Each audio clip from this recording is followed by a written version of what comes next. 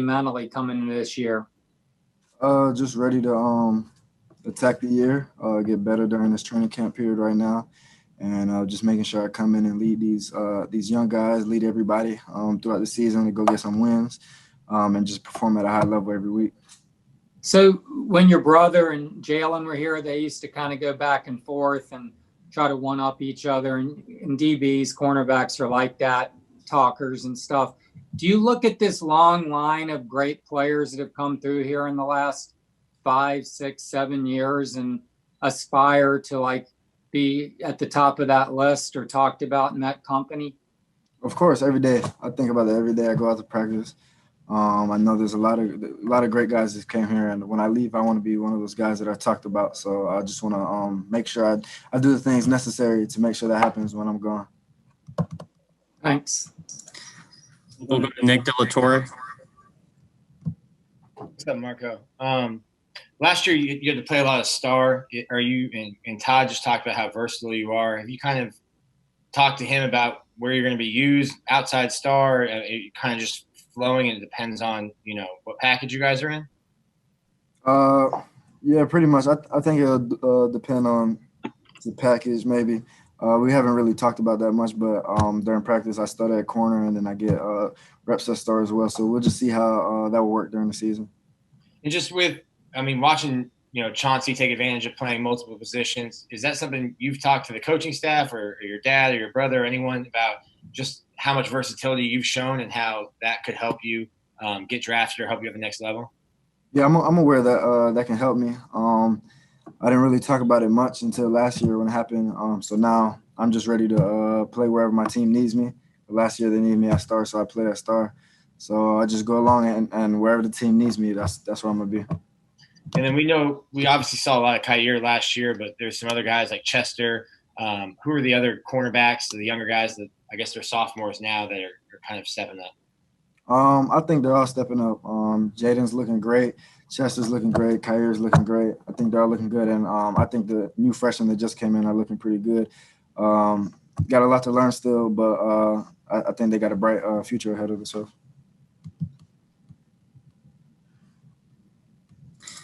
All right, we'll go to Mark Long, and then we'll go to Zach. Yeah, obviously, Marco, you see a lot of guys around the league and around the country opting out for this season. I think Jamar Chase did today. Where was that in your mind? Did you ever even consider skipping and just go ahead and take your chances in the NFL next spring? No, I didn't really think about that. The only thing I was worried about is just if the season would get canceled. But no, other than that, we got a season to play, so I'm gonna be here. I'm gonna be right here with my team, ready to compete.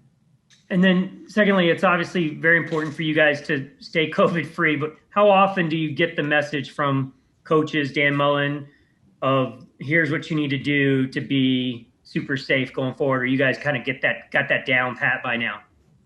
We got it down pat, but every day he's reminding us because, it's something that's constant right now and it's something that's big. So we just got to make sure that we're making the right decisions, making smart decisions, and keeping ourselves safe outside of football. And then last one, SEC title, is that kind of like all or win the East or bust this year for this team? Yeah, that's pretty much what it's been every year. Although we fell short last year, that's what it is again this year, and we're going to strive for that. Hello, Zach. Hey, Marco. You mentioned the freshman cornerbacks. Depending on how you look at it, you guys had 3 to 5 enrolled this past year. 5 of you include Therese Johnson, who could play star, and Kamara Wilcoxon as well. What have you seen out of the group of young defensive backs, especially considering, if your guys' depth gets tested, you guys could have to throw them on the field? I like those guys. They came in ready to compete, and we see that they can compete at the college level. And it's just cool for me to just coach them up and help them with the plays, anything they need. And I'm sure in the years to come they'll be really good players. And speaking of Kamar, I know he just got there, but you've obviously got experience of stepping onto the field really rather immediately as soon as you got to UF. Head coach Dan Mullen was saying that you can't really expect him to be able to do that yet, but maybe if the opportunity presents itself, he could find the field in some packages. But have you been there with your experience of stepping onto the field as a really young guy for Kamar to help him pick things up? He just got here, but I've talked to him, gave him some tips. And I'm always here for him if he needs me. He's a very young guy. He said he's 17 years old, I believe.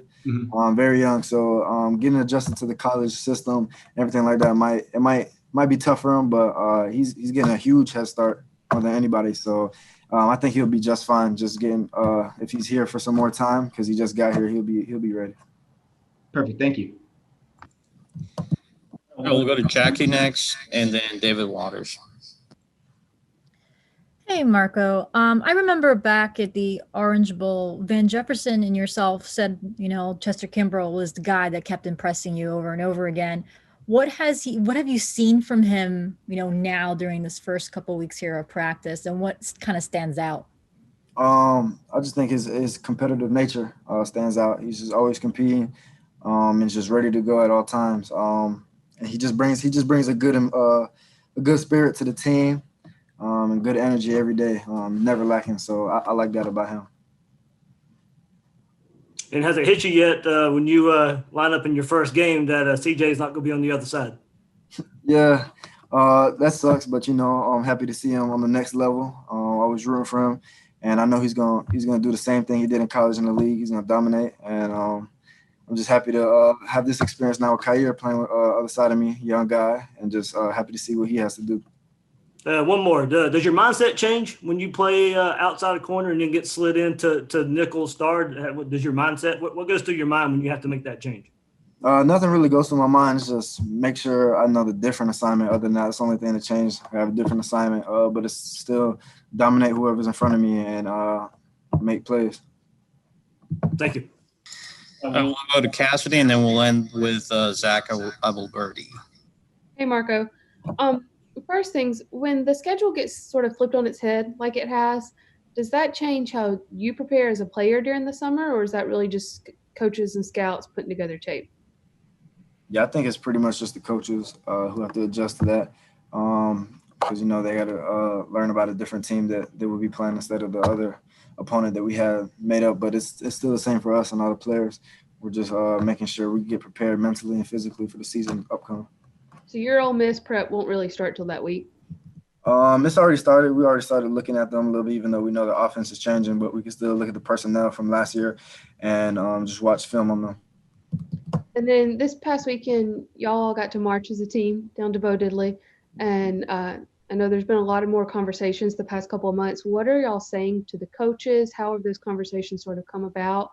And what do you think is the most important thing to get out of this right now? We just look for the coaches' support right now. That's all we need from them because I know some coaches know what we've been through, but other coaches might not know. And those coaches, we don't really expect them to understand that at all. We just want them to be there to support us. We also we just want our voice heard, because what's going on in the country is not okay. And it's honestly something that should be gone by now, but we just got to face the facts that racism is still a thing, it's still going on. And we just got to make sure we just continue to educate people because I think the main problem in this world right now is a lot of uneducated people, and that leads to them making bad decisions and thinking the wrong things about people when they really should just focus on loving each other and just living life. And I know we've seen you kind of go back and forth with some people on social media about these issues. What would you say to someone who says, you're an athlete, I don't have to listen to you? Why would you say yes, you do? Basically, if you're going to support us on the field, I would like the same respect off the field. Just don't support us just because we go catch touchdowns, catch interceptions. If you're going to watch us on the field, have the same respect off the field.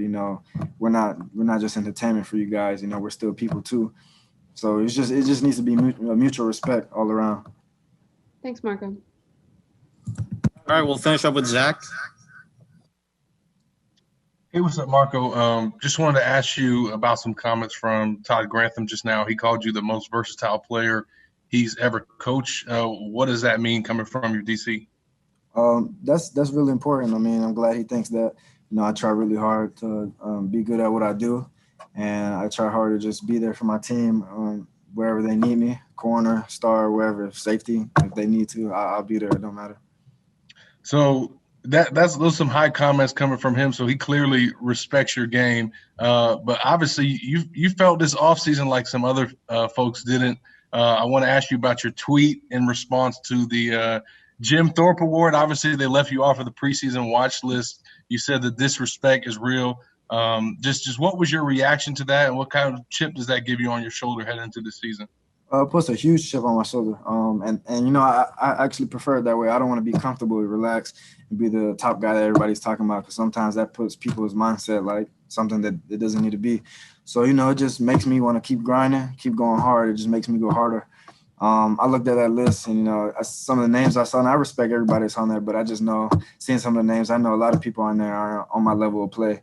But you just got to take it for what it is. And, you know, at the end of the day, I'm not here for rewards. I'm here to play with my team and win games. So at the end of the day, it doesn't matter to me. I'm just trying to level up my game and just get to the next level. Trey Dean playing at safety now. Just what do you think about that move for him and what he can bring to that position? I think with his athleticism and his size, that would be really good for him. You know, he's been all over the place trying to find a position. And what I've seen in practice so far, I like out of Trey Dean.